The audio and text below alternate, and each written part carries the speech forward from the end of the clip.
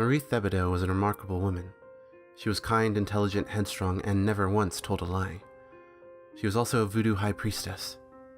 She lived her entire life in New Orleans, establishing a reputation from an early age as a potent healer and clairvoyant. People traveled for miles simply to visit her apothecary, although many more sampled her legendary concoctions. By the 1870s, she had simultaneously become one of the most feared and revered figures in Louisiana. In 1881, a landowner named Jacob Parrish traveled to New Orleans for Baton Rouge. Parrish was vastly wealthy and devoutly religious, but possessed a morbid fascination for the occult. He had hired a platoon of ex-soldiers from the recently concluded Civil War, and with them, he marched down Bourbon Street and into Marie's store. Despite the protests of her assistants, Marie granted Parrish an audience. He had heard murmurs that the great Voodoo Queen had discovered the secret to eternal life, and demanded that she yield it to him. Never flustered, Marie corrected him. She had indeed discovered a ritual that would grant immortality, but only for a set period of time. 50 years to be exact.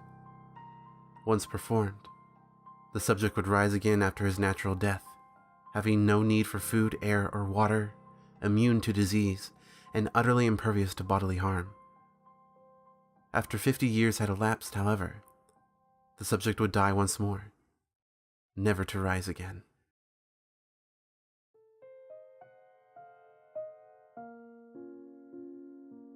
Frustrated by this revelation, Parrish nevertheless knew her by reputation to be an honest woman, and would not pass out the opportunity to live beyond his natural lifespan.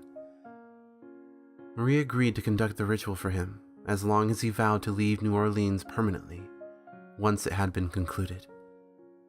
Parrish agreed, and the ritual was performed.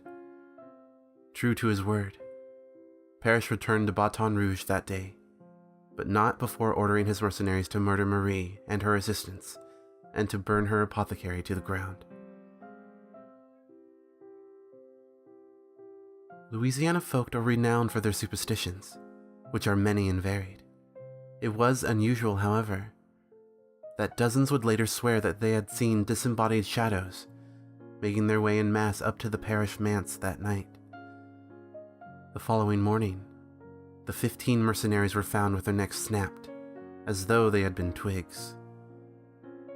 Parrish himself was discovered in his bed, wide-eyed and apparently terror-stricken. His throat torn out with such ferocity that the state coroner was forced to conclude that a bear had somehow made its way into his locked second-floor bedroom. The hints of black magic were not lost on locals, who promptly buried all 16 bodies in Magnolia Cemetery that following day. Marie Thibodeaux was a remarkable woman.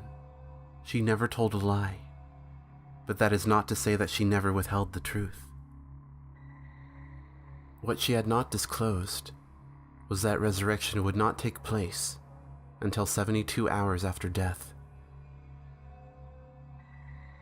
When Parrish's grave was exhumed for relocation in 1953, puzzled excavators noted the singularly deep gouge marks found inside the coffin lid.